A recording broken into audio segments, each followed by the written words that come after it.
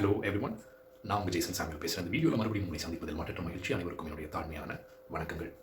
தொடர்ந்து நம்முடைய தமிழக சட்டசபை தேர்தலை குறித்ததான பலவிதமான தகவல்களையும் செய்திகளையும் நம்முடைய சேனலில் வீடியோஸில் நாம் பார்த்து வருகிறோம். தொடர்ந்து பல சுவாரஸ்யமான தகவல்கள் நம்முடைய தமிழக சட்டசபை தேர்தல்களை குறித்து வருகிறது. இன்றைக்கி இருக்கிற சூழ்நிலைகளில் எலெக்ஷன் கமிஷன் செய்கிறதான பல செயல்கள் கேள்விக்குறியாக மாறியிருக்கிறது. இந்தியா முழுவதிலும், சமூகம் முழுவதிலும் நிறைய மக்கள் எலெக்ஷன் கமிஷனோட டிரான்ஸ்பரன்சி, அவங்களோட வெளிப்படைத்தன்மையை குறித்து கேள்வி எழுப்ப ஆரம்பித்திருக்கிறார்கள். இது ஒரு கட்சி தோல்வி அடைகிறதுனால மாத்திரமே அவங்களுக்கு வர்றதான டவுட்ஸ் இல்லை. நிறைய லாஜிக்ஸ், நிறைய குளறுபடிகள் இது வெளியே தெரிகிறதுனால பலவிதமான மோசடிகள் எலெக்ஷன் கமிஷன் நடத்துகிறதான இந்த மாநில தேர்தல்களில், அதே மாதிரி பாராளுமன்ற தேர்தலில் குளறுபடிகள் நிறைய நடக்கிறது. அப்படிங்கிற நிறைய விஷயங்களை குற்றச்சாட்டுகளாக எதிர்க்கட்சிகளாக இருந்தாலும் சரி, நிறைய நிபுணர்களாக இருந்தாலும் சரி, பொதுத்தலங்களில் தன்னுடைய குற்றச்சாட்டை வைக்கிறார்கள். ஏற்கனவே நம்முடைய இந்திய பாராளுமன்றத்தில் எதிர்க்கட்சி தலைவர் திரு ராகுல் காந்தி அவர்கள் ஓட் சோரி, வாக்குகள் திருட்டு அப்படிங்கிற ஒரு புகாரை முன்னெடுத்தார்.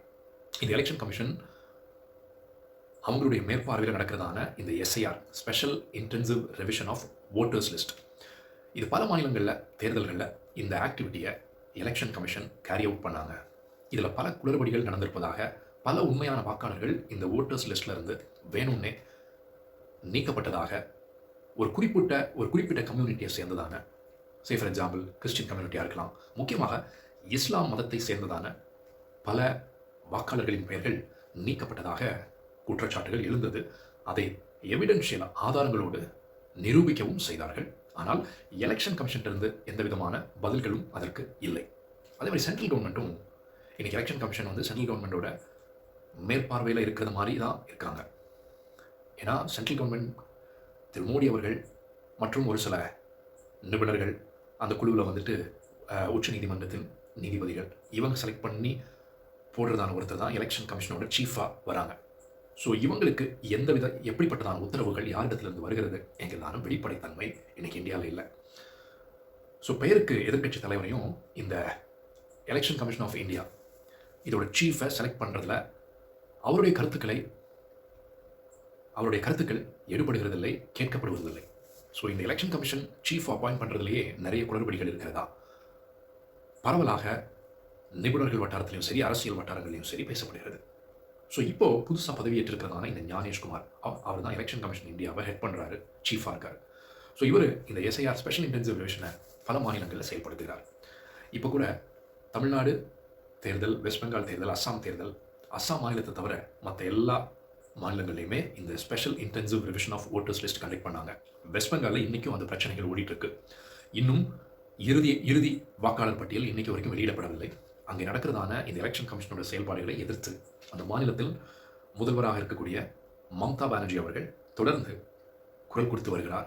அவர் ரீசெண்டாக ஒரு பேட்டியில் சொல்லும்பொழுது கூட நிறைய ஜென்யூன் உண்மையான வாக்காளர்கள் நீக்கப்பட்டிருக்கிறார்கள். அவர்களை மறுபடியும் அந்த லிஸ்ட்டில் சேர்க்கப்படுகிறதான எந்த விதமான முயற்சியும் எடுக்கப்படவில்லை. மறுபடியும் உச்ச நீதிமன்றத்திற்கு நாங்கள் செல்ல நேரிடும் அப்படிங்கிற ஒரு செய்தியையும் மம்தா பானர்ஜி அவர்கள் சொல்லியிருக்கிறாங்க. அங்கே என்ன நடக்கப் போகிறது என்பதை நாம் பொறுத்திருந்து தான் பார்க்க வேண்டும். சூழல்கள் இப்படி இருக்க தேர்தல் கமிஷனாலேயே நிறைய குளறுபடிகள் நடத்தப்பட்டிருக்கிறது, நடக்க வாய்ப்புகள் இருக்கிறது என்று எதிர்க்கட்சிகள் குற்றம் சாட்டுகிற இந்த சூழ்நிலையில் தான் நம்முடைய இந்தியாவின் ஃபினான்ஸ் மினிஸ்டர், நிதி அமைச்சர் திருமதி நிர்மலா சீதாராமன் அவர்களோட ஹஸ்பண்ட் திரு பரக்கலா பிரபாகர், அவர் ஒரு பயங்கரமான குற்றச்சாட்டை முன்வைத்து வருகிறார். ரீசெண்டாக அவர் பேசினதான அந்த குற்றச்சாட்டுகள், அவர் சொன்னதான அந்த குற்றச்சாட்டுகள் இந்தியா முழுவதும் வாக்காளர்கள் மத்தியில், மக்கள் மத்தியில் ஒரு அதிர்வலைகளை ஏற்படுத்தி இருக்கிறது. அவர் சொல்லுகிறதான அந்த மேனிப்புலேஷன்ஸ், வாக்களித்த பிறகு ஒரு மாநிலத்தில் அந்த வாக்களிக்கும் நேரமானது முடிந்த பிறகு இரவு நேரங்களில் எப்படி அங்கே வாக்குகள் பதிவானது அப்படிங்கிற கேள்விகள் இன்றைக்கு எழுந்திருக்கிறது. இந்த குற்றச்சாட்டுகளை வைத்திருப்பவர் தான் திரு பரக்கலா பிரபாகர் அவர்கள். இவர் நம்முடைய நாட்டின் நிதி அமைச்சர் நிர்மலா சீதாராமன் அவர்களின் கணவர். இவர் ஒரு பொருளாதார நிபுணர். இவர் 2024 நடந்ததான ஆந்திர சட்டசபை தேர்தலில் அங்கே சந்திரபாபு நாயுடு அவர்கள் பிஜேபியோட கூட்டணி அமைத்து தேர்தலை அங்கே சந்தித்தார்கள். ஸோ இன்றைக்கி அங்கே சந்திரபாபு நாயுடு அவர்கள் முதல்வராக இருக்கிறார். பவன் கல்யாண் என்கிறதான ஒரு நடிகர் துணை முதல்வராக இருந்து வருகிறார். ஸோ அங்கே நடந்ததான அந்த தேர்தலில் குறிப்பிட்ட சில வாக்குச்சாவடிகளில் ஏறத்தாழ 3500 வாக்குச்சாவடிகளில் 6 மணிக்கு பிறகு அதிகாலை 2 மணி வரை வாக்குப்பதிவுகள் நடந்ததாக ரிப்போர்ட்ஸ் சொல்லப்பட்டிருக்கிறதாக இந்த குற்றச்சாட்டுகளை முன்வைக்கிறார். பொதுவாக 6 மணியோடு வாக்குகள் செலுத்துவதற்கான அந்த அனுமதிகள் அந்த நேரம் முடிவடையும்.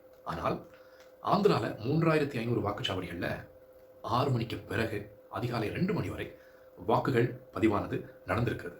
இதில் ஒரு சில வாக்குச்சாவடிகளில் பொதுவாக ஒருவர் வந்து வாக்களித்தால் 14 நொடிகள் ஒருவர் வாக்களிப்பதற்கு ஆகும். ஆனால் இங்கே இந்த வாக்குச்சாவடிகளில் 14 நொடிகளில் எவ்வளவோ லட்சக்கணக்கான வாக்குகள் பதிவாகி இருப்பதாக ரிப்போர்ட்ஸ் சொல்கிறதாம். ஸோ இதை வைத்து பார்க்கும் பொழுது இந்த தேர்தல்களில் ஒரு மிகப்பெரிய ஸ்கேம், மோசடியானது நடந்தேறி இருக்கிறது, நடத்தப்பட்டிருக்கிறது அப்படிங்கிற ஒரு உண்மை வெளிச்சத்திற்கு கொண்டு வரப்பட்டிருக்கிறது. இது நம்ம சொல்லலை, இதை பொருளாதார நிபுணரும் நம்முடைய இந்திய நாட்டின் நிதியமைச்சருமாக இருக்கிற திருமதி நிர்மலா சீதாராமன் அவர்களின் கணவராகிய பரக்கலா பிரபாகர் அவர்கள் இந்த குற்றச்சாட்டை முன்வைத்து வருகிறார். தைரியமாக பிரஸ் மீட் வச்சு இந்த குற்றச்சாட்டுகளை அவர் எடுத்துரைக்கிறார். இரவு 8 மணியிலிருந்து அதிகாலை 2 மணி வரைக்கும் ஏறத்தாழ 52 லட்சம் வாக்குகள் பதிவாகி இருப்பதாக திரு பரக்கலா பிரபாகர் அவர்கள் சொல்லியிருக்கிறார். ஸோ இது ஒரு தெளிவான மோசடித்தனம் அப்படிங்கிறது இதில் புலப்படுகிறது அல்லவா? 6 மணிக்கு முடிவடைகிறதான அந்த வாக்குப்பதிவில் எப்படி இரவு 8 மணிக்கு பிறகு till 2 AM அதிகாலை 2 மணி வரைக்கும் எப்படி வாக்குப்பதிவானது நடந்திருக்கிறது? அதுவும் 52 லட்சம் வாக்குகள் பதிவாகி இருக்கிறதாம். ஸோ இதிலிருந்தே தெரிகிறது ஏதோ ஒரு சதித்திட்டம் நடந்திருக்கிறது. இந்த வாக்குப்பதிவில் ஏதோ ஒரு குளறுபடிகள் நடத்தப்பட்டிருக்கிறது. எப்படியாவது ஆந்திராவில் ஜெகன்மோகன் ரெட்டி 10 வருடமாக ஆட்சியில் இருந்ததான அந்த ஜெகன்மோகன் ரெட்டி அவர்களின் அந்த ஆட்சியை முறியடிப்பதற்கு ஏதோ ஒரு வகையில் ஒரு ஷார்ட்கட், ஒரு குறுக்கு வழியானது இங்கே யூஸ் பண்ணப்பட்டிருக்கிறது. பிஜேபி சந்திரபாபு நாயுடு அவர்கள் அமைத்திருந்ததான அந்த கூட்டணியின் சார்பில். ஏன்னா இன்னைக்கு சென்ட்ரல் கவர்மெண்ட் தான் எலெக்ஷன் கமிஷன் ஆஃப் இந்தியாவை ரன் பண்ணுறாங்க. ஸோ இன்னைக்கு இந்த குற்றச்சாட்டுகள் ஒரு சாதாரண குற்றச்சாட்டுகள் அல்ல, ஜனநாயகத்திற்கு விரோதமான ஒன்று நடந்திருக்கிறது. இந்த ஜனநாயக நாட்டில் மக்களுக்கான ஒரு பெரிய உரிமை வாக்குகள். அந்த வாக்குகள் அநாகரிகமாக, அந்த வாக்குகள் ஜனநாயகத்திற்கு விரோதமாக ரூல்ஸ் அண்ட் ரெகுலேஷன்ஸ் எல்லாத்தையுமே புறந்தள்ளி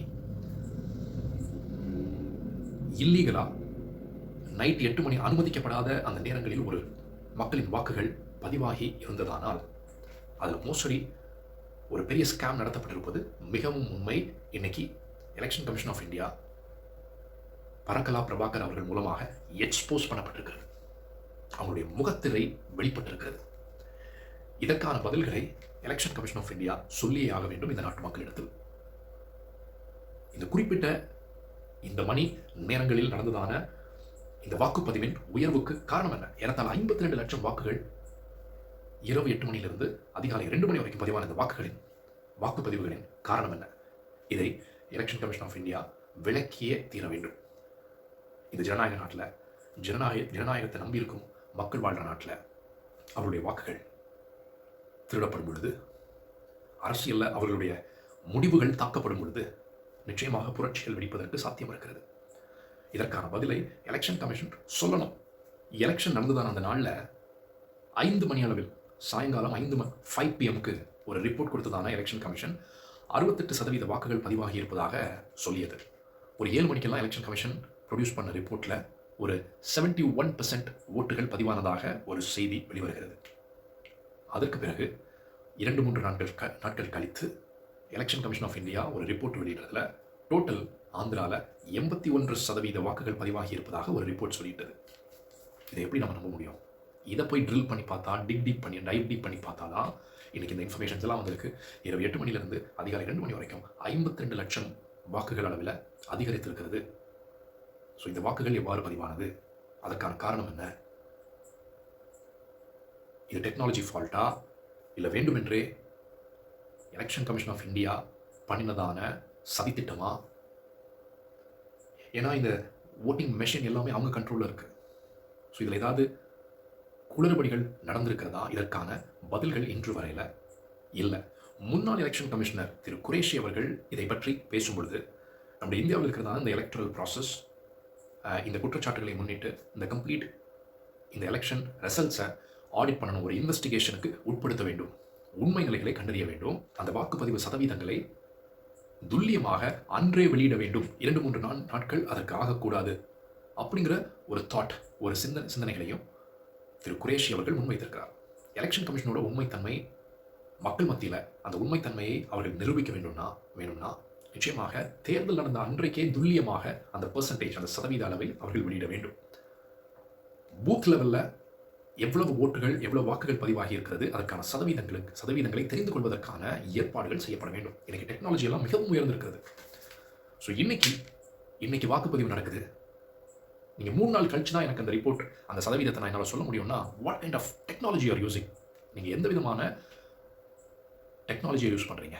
இந்தியா வளர்ந்தது, இந்தியா டிஜிட்டல் மயமாகிவிட்டது என்று சொல்லும் கொக்கரிக்கும் இந்த பிஜேபி என் கீழ் இருக்கிறதான இந்த இசிஐ எந்த விதமான டெக்னாலஜி அடாப்ட் பண்ணுறாங்க?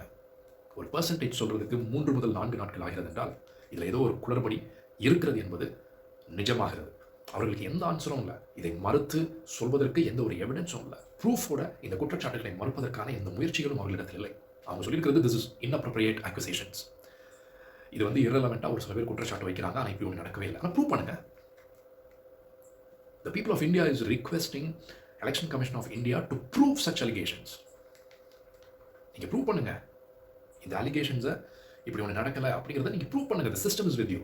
The machines are with you. Datas are with you. ஏன் நீங்கள் அந்த டேட்டாஸை வெளியிடப்படக்கூடாது? வெளிப்படைத்தன்மையோடு நடந்து கொள்ளக்கூடாது. ஸோ அந்த டேட்டாஸை அவங்க வெளியிடலைன்னா நிச்சயமாக ஏதோ ஒரு குளறுபடி அங்கே இருக்குது. இந்த டேட்டாஸ் வெளியே வந்துச்சுன்னா புரட்சி கூட வெடிக்கலாம். ஏன்னா மக்களுடைய டெசிஷன்ஸ் அங்கே தாக்கப்படும் பொழுது, அவங்க டெசிஷன்ஸ் இன்சல்ட் பண்ணப்படும் போது, இவங்க செய்கிறதான அந்த மோசடிகள்னால இவங்க வெற்றி பெறுறாங்க. மக்களுக்கு விரும்பாத ஆட்சியாக இந்த சந்திரபாபு நாயுடு பிஜேபி கூட்டணி ஆட்சி அங்கே வருகிறது. ஜனநாயகத்துக்கு விரோதமாக இருக்கிறது. நிச்சயமாக இந்த எலக்டோரல் ப்ராசஸ் ஆடிட்டுக்கு, ஒரு இன்வெஸ்டிகேஷனுக்கு உட்படுத்தப்பட வேண்டும். வெளிப்படைத்தன்மையோடு இந்த இன்வெஸ்டிகேஷன் நடக்க வேண்டும். அப்போதான் இந்த ஜனநாயகத்தின் மீது மக்களுக்கு நம்பிக்கை ஏற்படும்.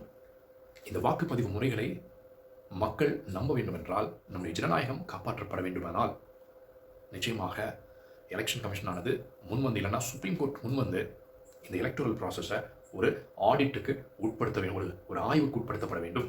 ஜனநாயகத்தில் நம்பிக்கையுள்ளதான எந்த மக்களுமே இந்த அளவு குளறுபடிகள் நடந்ததான ஒரு தேர்தல், அந்த தேர்தலில் வந்த ரிசல்ட்ஸை அங்கீகரிக்கவே மாட்டாங்க.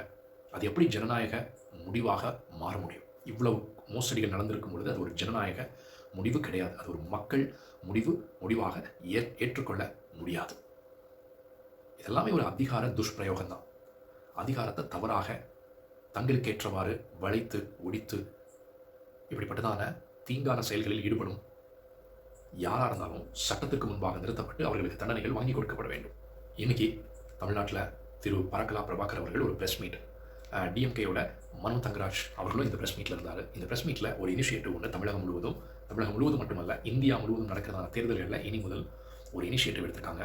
Zero BJP campaign. இந்த ஜீரோ பிஜேபி கேம்பெயின் அப்படின்னா என்ன? பிஜேபி எந்த மாநிலத்தில் போட்டிட்டாலும் அங்கே பிஜேபியை மக்கள் தவிர்க்க வேண்டும். இந்தியாவில் ஜனநாயகம் காக்கப்பட, இந்தியாவின் ஜனநாயகத்தின் குரல்கள் நெரிக்கப்படாமல் இருக்க பிஜேபியை சட்டசபைக்குள்ள மக்கள் அனுமதிக்கக்கூடாது, அவர்களுக்கு வாக்குகள் போகக்கூடாது அப்படிங்கிற ஒரு முன்னெடுப்பை அவர் எடுத்திருக்கிறார். தமிழ்நாட்டில் இந்த எலெக்ஷனில் மொத்தம் 27 தொகுதிகளில் பிஜேபி போட்டியிடுகிறது. அந்த 27 தொகுதிகளையும் பிஜேபி அந்த டெபாசிட் இழக்க வேண்டும். சட்டசபையில் பிஜேபியிலிருந்து எந்த ரெப்ரசன்டேட்டிவ்ஸும் போகக்கூடாது அப்படிங்கிற ஒரு கேம்பெயினை அவர் ஆரம்பிச்சிருக்காரு. ஸோ நிச்சயமாக இந்த கேம்பெயின் வெற்றி பெறும் என்ற நம்பிக்கை இருக்கிறது. எலெக்ஷன் கமிஷன் நிச்சயமாக இந்த குற்றச்சாட்டுகளுக்கு ஆதாரபூர்வமான பதில்களை கொடுக்க எங்களுடைய சேனல் சார்பாக நாங்கள் தாழ்மையாக வேண்டுகோள் வைக்கிறோம். ஜனநாயகத்தில் எங்களுடைய மக்களாகிய எங்களுடைய நம்பிக்கையை நீங்கள் காப்பாற்றுவதற்கு உங்களுடைய முயற்சிகளை நீங்கள் நிச்சயமாக எடுக்க வேண்டும், ஆதாரங்களை வெளியிட வேண்டும் என்று நாங்கள் வேண்டுகோள் வைக்கிறோம். ஸோ தமிழ்நாடு எலெக்ஷனும் நிச்சயமாக ஜனநாயகத்திற்கு உட்பட்டு நடக்க நாங்கள் விரும்புகிறோம். ஒரு வெளிப்படைத்தன்மையோடு இந்த தேர்தல் நடத்தப்பட விரும்புகிறோம். நம்முடைய முன்னாள் தேர்தல் கமிஷனர் குரேஷி அவர்கள் சொன்னது போல, வாக்குப்பதிவு நாள் அன்றைக்கே எவ்வளவு வாக்கு சதவீதம் ஆனது பதிவாகி இருக்கிறது அப்படிங்கிற டீட்டெயில்ஸ், அப்படிங்கிற இன்ஃபர்மேஷன்ஸை எங்களுக்கு அன்றைக்கே தர வேண்டும் என்கிறதான அந்த வேண்டுகோளையும் உங்கள் முன்பாக வைத்து இன்னொரு வீடியோவில் நான் மறுபடியும் உங்களை சந்திக்கிறேன். நான் உங்கள் ஜெய்சன் சாமுவேல். நன்றி, வணக்கம்.